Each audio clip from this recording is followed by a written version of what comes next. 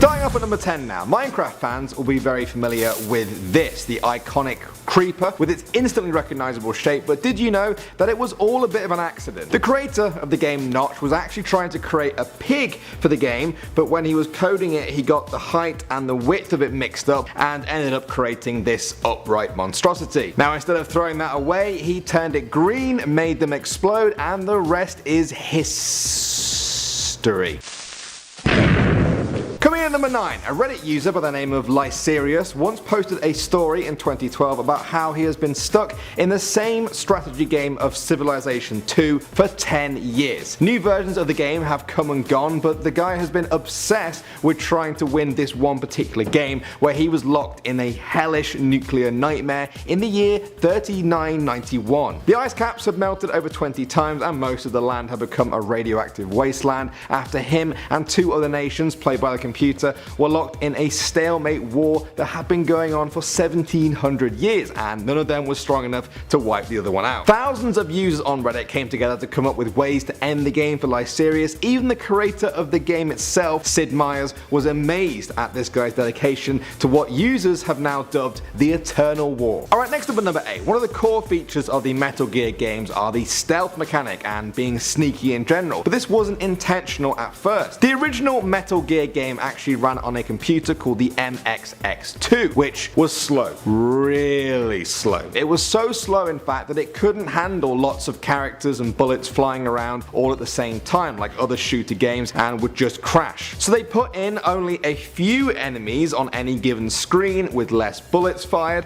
and turned it into the stealth game we know today. Moving on to number 7, each of the 3 playable characters in GTA 5 supposedly represent the 3 main types of players who play the game. Trevor represents the kind of player who just wants to cause chaos and as much damage as they can just because they can. Michael represents the long-time players of the GTA series who stopped playing the previous game and were brought out of retirement like he was to play the new game. And finally Franklin represents newcomers to the GTA games. Just like Franklin plays within the rules of the criminal game to get rich, new players will tend to stick to the system of mission completing to get their money. At number 6, the Chain Chomps from the Mario games have appeared in a whole bunch of different games, all the way back to Super Mario Bros. 3 in 1988. But did you know they actually came from the Mario creator Shigeru Miyamoto's childhood? He once described a traumatic experience as a child where a neighborhood dog chased him before being yanked back by a chain attached to its collar. That scary memory must have stayed with Shigeru long enough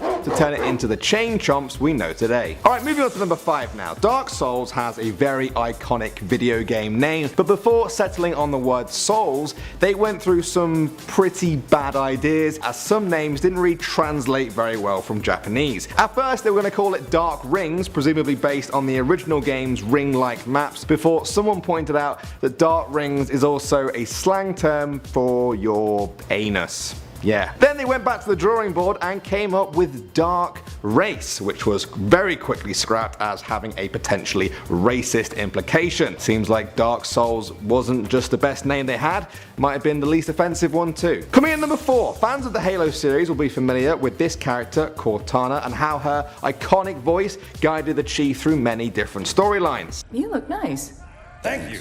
But did you know that her voice is also the voice of Princess Peach from Mario? Yeah, Peaches got it. They're both done by voice actor Jen Taylor. Now she's been voice acting in a lot of stuff, everything from Mario in the 90s to EverQuest, Left 4 Dead, Dota 2 and Destiny. But yeah, Cortana and Peach is still probably the most surprising, but it's a sign of a good voice actor. At number 3, at the beginning of Uncharted 3 there is a bar fight scene, and for a quick second we get a tiny glimpse of a newspaper with the headline, "Scientists are still struggling to understand deadly fungus." Now this is actually a reference to the next game that the company Naughty Dog were making called The Last of Us. Yes, that deadly fungus is actually the very same thing that causes the fungal brain infection that mutates humans into the infected. Next up at number 2, when the original Metal Gear Solid game was released in 1998, rendering games in 3D instead of the old-fashioned 2D was still a relatively new thing for some game designers. Konami, the makers of the game, wanted a way to help them visualize 3D spaces and sizes, and so they used Lego. Yeah, they would design entire levels and buildings out of the stuff. The creator of the game once told a story about how his son complained to his mother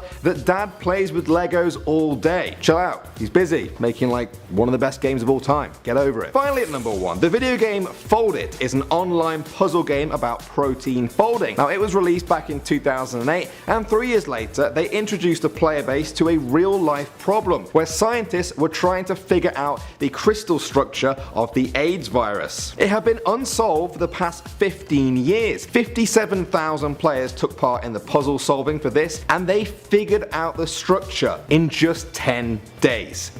Wow. So next time guys someone says video games are a waste of time, just tell them that. Starting things off at number 10, there is a piece of Super Smash Bros. Fanfiction that is one of the longest pieces of writing in the English language. It was first published to fanfiction.net by a guy called Chris and has 221 chapters containing a whopping 4,061,216 words. Mental. That's about 4 times the length of the entire Harry Potter series. So if you're a fan of Super Smash Bros. And you have a few years to kill, you know where to go. Moving on to number 9, The Legend of Zelda: Ocarina of Time is considered by some people to be the greatest video game of all time since its release back in 1998. Now since then, a lot of speedrunners, that's people who try to complete a video game as quickly as possible, have tried to get the fastest time on this game. The current world record belongs to a guy called Skater82297 who has completed the whole game in 17 minutes and 31 seconds using glitches exploited by speedrunners. Now it's the fastest anyone has got from the start to the finish of the game in its whole 18-year history, and nobody's sure if or when it will even be broken. Coming in at number 8, when Tetris was first released for the PC in 1987, it actually came with a boss button. If you were playing Tetris at work when you probably should be working instead, hitting the escape key would bring up a generic looking spreadsheet to make it look like you were hard at work when really you're hardly working.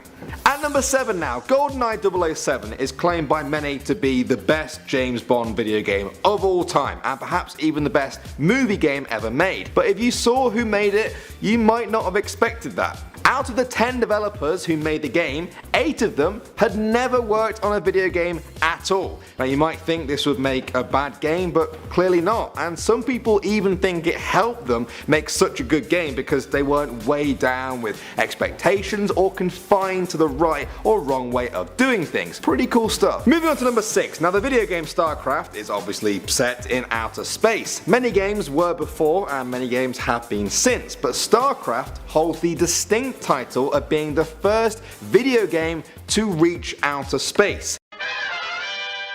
A physical copy of the game was put on board shuttle mission STS-96 when it launched on May 27th, 1999. Now this wasn't any accident either, it was put there by mission specialist Daniel T. Barry, who is a massive StarCraft fan. Cheeky. I like it. Next up at number 5, these days you might think of Sony and Nintendo as big bitter rivals within the gaming market, but did you know they actually had a secret child together? Well, not an actual child, but they once created a console together called the SNES CD. It was supposed to bring the power of the CD disc to the Nintendo system while giving Sony a way into the gaming market. About 200 prototypes of the console were made before the two companies fell out with each other over licensing rights. Nintendo went on to make the N64 and Sony went on to make their own console, calling it the PlayStation. Moving on to number 4, a lot of you guys might recognize Cranky Kong. He's appeared in 19 games as Donkey Kong's grouchy granddad who offers tips to help his grandson along. But did you know that Cranky Kong is actually the original Donkey Kong from the first arcade game way back in 1981? Now to be honest, if I spent trillions of hours throwing barrels at a small Italian plumber, yeah, I'd start to get a bit cranky too. Coming in number 3 now guys, what does Hades, god of the underworld from the God of War series, have in common with Dr. Neo Cortex from Crash Bandicoot and Mr. Krabs from SpongeBob? Well, they're actually all voiced by Clarence J. Clancy Brown III. That's his real name, they all have the same voice actor. I think he must get a new name every time he voices a new character because that's a crazy name. Next up at number 2, some of you guys might be huge fans of Batman Arkham Asylum. Everything looked great in that game, right down to Batman's cape, and it really should. Eidos Interactive said they actually put just one guy to work on Batman's cape alone for 2 years. That's all he did. Just focus on the cape. It involved over 700 individual animations and sound clips, and I think he did a pretty good job. And finally at number 1, Pokemon fans will know the legendary bird Pokemon Ho-Oh and Lugia lived in the Bell Tower and Brass Tower in the second generation games. The towers are based on the Ginkakuchi and Kinkakuchi temples on the outskirts of Kyoto in Japan. You only have to take one look at the birds that sit on top of those towers to see where the inspiration for the Pokemon came from. Now the story of the Brass Tower burning down in the game that causes Lugia to flee to the World Islands is even based on the Kinkakuchi temple being burnt down in real life by a monk in the 1950s. But I still think Team Rocket has something to do with it. Starting things off at number 10, now if any of you guys have ever played the 1978 classic arcade game Space Invaders, you'll know that the more invaders you kill, the faster they descend upon you. Well actually this was an accident originally. When game designer Tomohiro Nishakodo was making the game, he found that the processor was able to render the graphics faster if there were less invaders on the screen, speeding it up each time. Now instead of redesigning the game to fix this, he liked it and he kept it in as an actual game mechanic. So next time any of you guys get frustrated at a video game speeding up every single level, yeah, you have him to thank for it. Moving on to number 9, the buttons on the PlayStation controller aren't just meaningless symbols. Sony originally intended them to mean something. The triangle represents a person's viewpoint, the square was meant to symbolize a map, the X means no, and the circle means yes. Now Sony hoped that developers would incorporate this into their games, but seeing as I'm telling you this as a bit of, hidden trivia, you can tell it really didn't work out that way. Coming in at number 8, now it's pretty clear that a lot of Pokemon themes come from Japanese culture, but did you know that even the land itself is based on Japan? If you overlay the various game maps from generations 1 through to 4 over an actual map of Japan, you can see the designers based it all on the real life geography of the country. At number 7 now, tiny bit of a Portal spoiler coming here, okay? You guys still with me? Good. Throughout the game series, we pick up clues that GLaDOS's genetic life form component is actually Cave Johnson's assistant, Caroline. Now although it's not clear whether she agreed to have her consciousness uploaded to GLaDOS, it's become clear that her physical form seems to be the inspiration for the design. GLaDOS appears to be the robot version of a woman in a straitjacket being gagged and suspended from the ceiling. Wow. Try getting that image out of your head next time you play it. You know who I am! I'm the man who's gonna burn your house down with the lemons! Moving on to number 6, the throat of the world is the tallest mountain in all of Skyrim, and if you get to the top of it, you will find a pickaxe called the Notched Pickaxe. Now this is thought to be a reference to Notch, the creator of Minecraft. As for the crafting part, well, the Notch Pickaxe actually has a unique +5 bonus to smithing. Coming in at number 5, when Final Fantasy VII was released in 1997 on the PlayStation, some people thought that the 3 separate CDs that were needed were a little bit too much, but it could have been a whole lot worse. The game was originally going to be released on the N64 console before developers realized it would require a whopping 13 separate cartridges to run. Wow. And imagine if you lost one of them. That would suck. Next up at number 4, did you know that all the boxes in Super Mario Bros. Were actually people at one point in time? The game's instruction manual says that when the kingdom of the Mushroom People was invaded by the Koopas, they turned them into stones and bricks that you see throughout the whole game. Yes, especially the ones you smash. They were real people that you were smashing. You absolute monster. Actually, so am I. Hypocrite.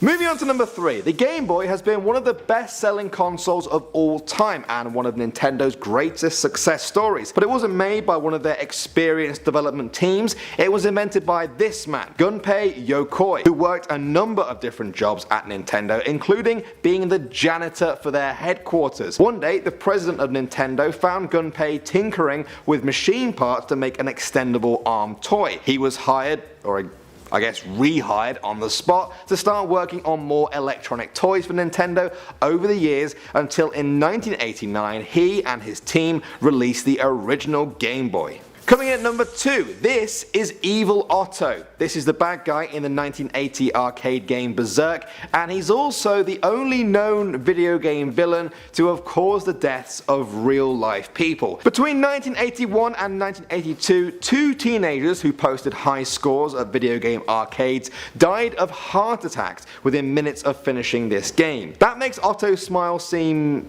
terrifying, if I'm honest.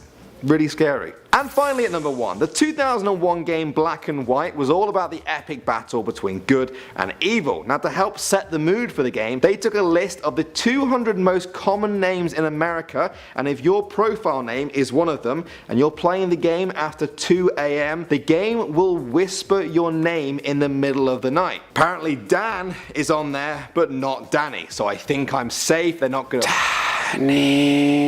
Okay. Starting up at number 10, the Bowser you fight in the first 7 levels of Super Mario Bros. Isn't actually Bowser at all. He doesn't appear until the final level. The others are all imposters, and you can reveal their true form for just a second by shooting fireballs at them, just like this Goomba in World 1. Coming in at number 9, have you ever noticed that none of the crew from the original Star Fox game had real legs? Yeah, they were all robotic, or just, metal looking things. Now, according to developers, they actually had their real legs amputated because with all the high speed and G-force that comes with flying, the blood might rush to their legs so hard that it leaves their brain and they would pass out. Yeah. They really thought that game through. Next up at number 8, any fans of the Elder Scrolls game will probably love the music behind it, but did you know that so does the infamous Kim Jong-un? That's right, in 2013 North Korea released a propaganda video that showed Obama and American soldiers engulfed in flames while the music from Oblivion played in the background. Did they honestly think no one would find out? Or did they just not care? And are they going to use Skyrim's soundtrack as well one day? I have many questions. Moving on to number 7. Sorry to burst anyone's bubble here, but I just have to make sure everyone knows that the clouds and bushes in Super Mario Bros. Are the same thing. Yeah, check it out. They're the exact same thing, just different colours. One's white, one's green. Now, some people say to Nintendo, well done, good job on saving some game memory there, while others say, thanks for ruining my childhood, Nintendo.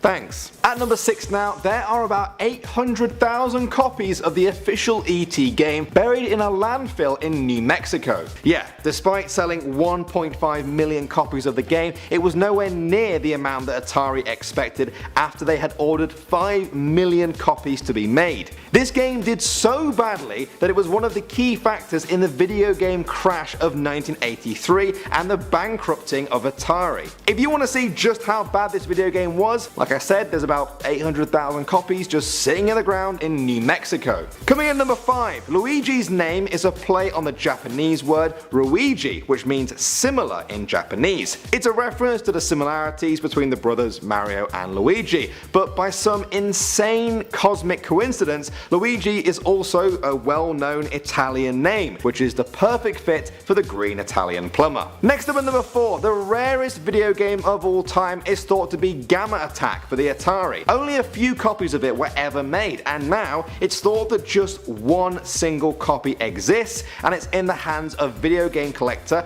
Anthony Donato. It's been valued as highly as $50,000 before, but Anthony seems to think it's worth a lot more than that. He once put it on eBay with a buy it now price of $500,000. Wow, for that price there better be some pretty sweet DLC or something. At number 3 now, the Sirena Beach level in Super Mario Sunshine is shaped like a GameCube controller, complete with the X, Y, A and B buttons, the C stick, the D pad and control stick, and even the little start pause button. I wonder if that blew Mario's mind as much as it blew mine, because it blew mine. Coming in number 2, the creepy school you see in the first Silent Hill game might look familiar to some movie fans because it's the exact same school as seen in the Arnold Schwarzenegger 1990 movie Kindergarten Cop. The posters on the walls matching up are just the tip of the iceberg. Some people think it's a cool nod to a favourite movie of the game developers, while others have come up with all kinds of crazy fan theories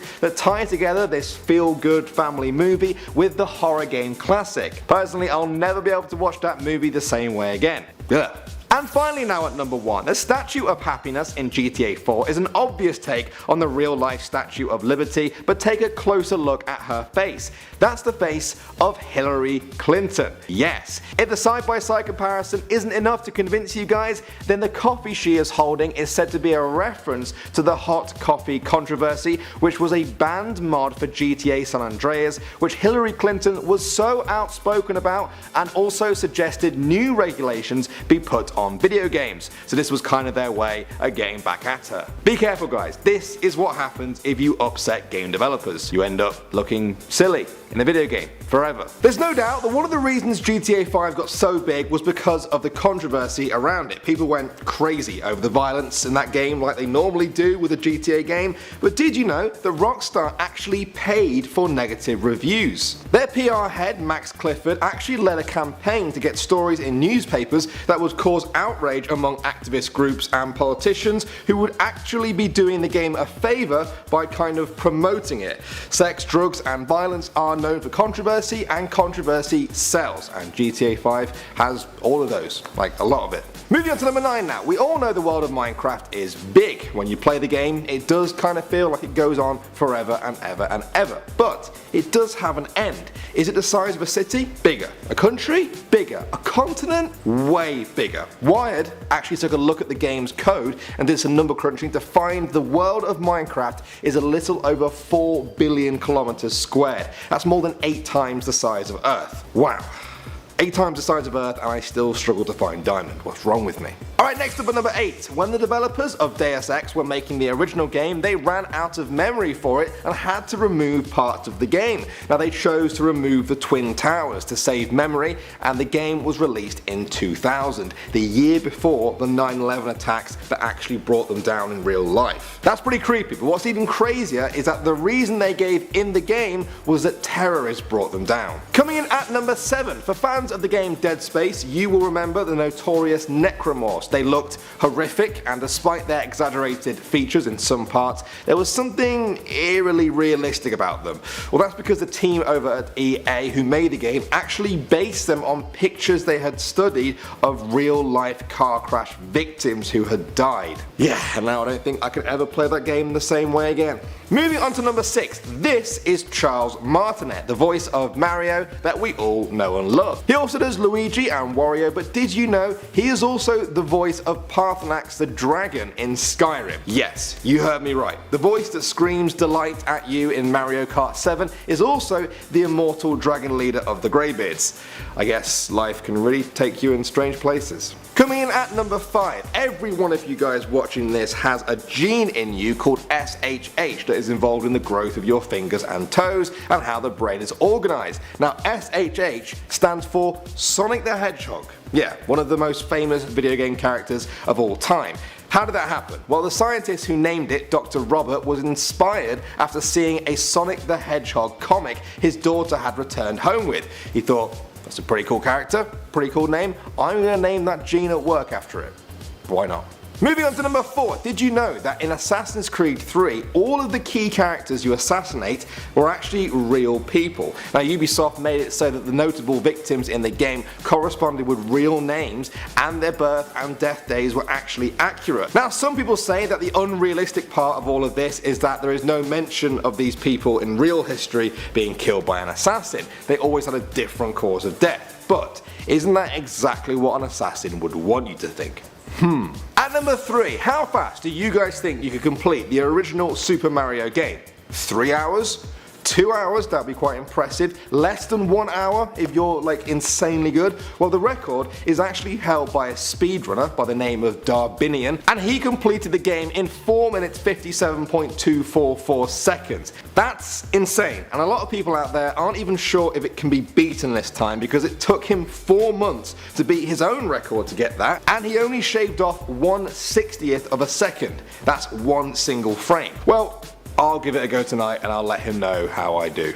Coming in at number 2 now, the Corrupted Blood incident is a famous event that happened in World of Warcraft history where a glitch in the game caused a virtual plague that spread across the whole game, infecting and killing thousands of players in it. The company behind World of Warcraft, Blizzard, struggled to contain the epidemic, even quarantining certain areas of the game, eventually having to reset the whole servers to stop the plague spreading. 2 years later, scientist Nina Pfefferman actually released a paper that studied how the incident reflected how humans would act with a real-life disease epidemic. The way that players acted and dealt with the disease and the way that Blizzard tried to contain its spread was apparently a good chance for scientists to study how real people and real governments would deal with such an event. And finally at number 1, if you guys try and play a pirated copy of Pokemon Leaf Green or Fire Red, you might hear a few of your friends telling you off and saying you should buy the game, don't pirate it, but they don't really need to at all because the game will actually do that itself. If you go and speak to the attendant at the Seagalop ferry, he will mention in passing,